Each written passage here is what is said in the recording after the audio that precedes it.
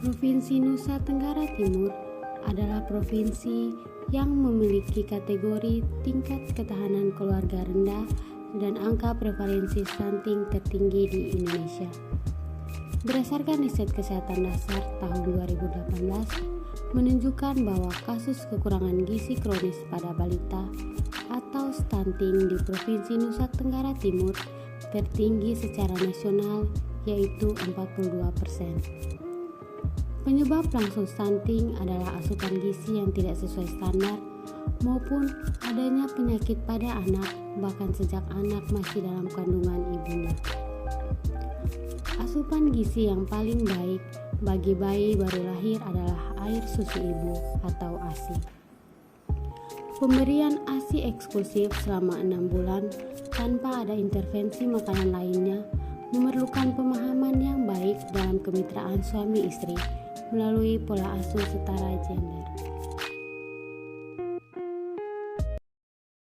Kenapa si stunting ini menjadi satu hal yang menjadi isu besar diangkat? Karena kita ketahui bahwa penyebabnya itu juga bermacam-macam, multifaktor, sampai seseorang anak dikatakan stunting yang secara physically dilihat daripada perbandingan umur dengan tinggi badan tidak sesuai normal, artinya bahwa anak tersebut menderita kekurangan gizi yang kronis atau sudah lama, bahkan sejak di dalam kandungan ibunya, dan akibatnya tumbuh dan perkembangan anak tersebut terganggu. Nanti berpengaruh kepada kemampuan belajar, kemampuan berinteraksi, kemudian dengan segala kemampuan seorang yang harusnya dimiliki yang secara utuh, unggul.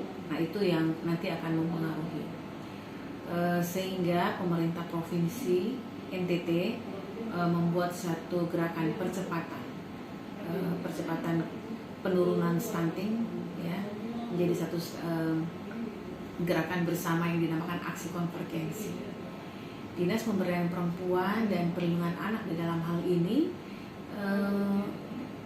mempunyai peran dalam hal pemenuhan hak anak untuk tidak menjadi stunting yang bisa dimulai dari keluarga. Jadi pendekatannya adalah keluarga yang bagaimana? Keluarga yang mempunyai ketahanan keluarga yang baik. Jadi ketahanan keluarga yang baik diartikan bahwa keluarga tersebut punya kemampuan dengan sumber daya yang ada pada dia untuk bisa menghadapi berbagai persoalan yang dihadapinya.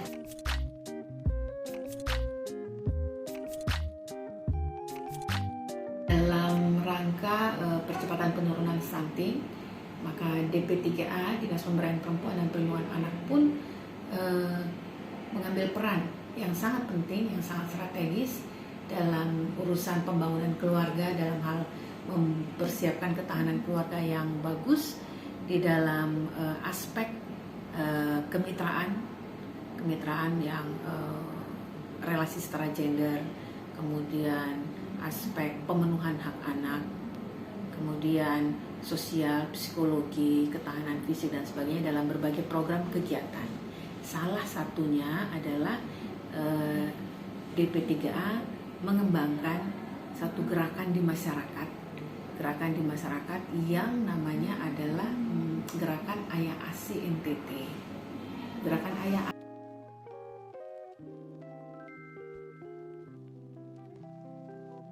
kemitraan di sini dalam arti kemitraan yang seimbang, setara antara ayah dan ibu, antara laki-laki dan perempuan dalam suatu keluarga.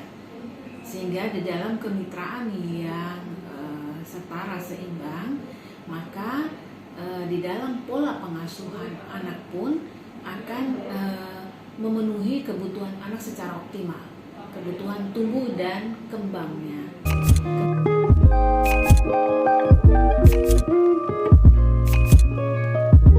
ASI ini sebetulnya adalah satu gerakan untuk mendukung di dalam keluarga terhadap istri dan anak untuk bisa terpenuhi hak anak untuk mendapatkan nutrisi nutrisi yang sangat bagus yang sudah disiapkan oleh Tuhan yang adanya ASI eksklusif. Nah, seringkali ada hambatan dalam pemberiannya, ibu yang mungkin cemas, takut, atau ada yang keluhan ASI tidak bisa keluar dan sebagainya. Nah, tidak saja ibu yang bisa mengerti tentang ASI, tetapi juga peran daripada laki-laki atau para ayah ini sangat-sangat dibutuhkan. Sehingga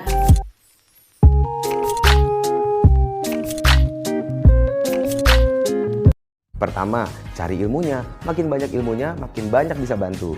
Kedua, bikin bahagia istri selalu. Jadi cheerleader buat istri. Ketiga, jangan lupa jadi pelindung istri dari segala godaan. Keempat, sabar-sabar ya, jangan banyak godaan.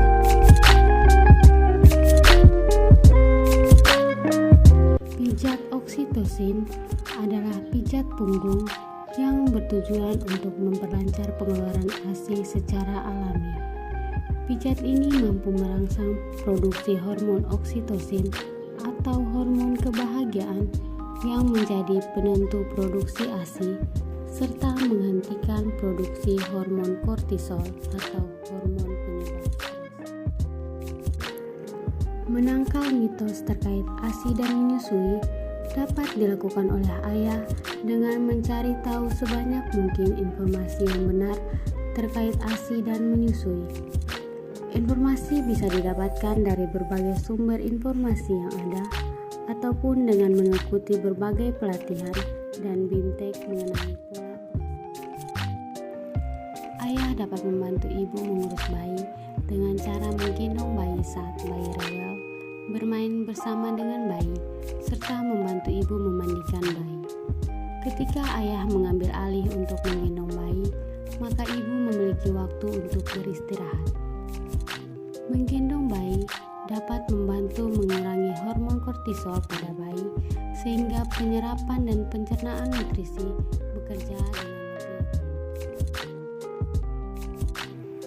Meluangkan waktu untuk mendengar keluhan istri dapat mengurangi stres dan rasa capek yang dirasakan oleh istri. Selain itu, mendengar keluhan istri juga dapat membantu untuk membangun komunikasi yang baik antara suami dan istri.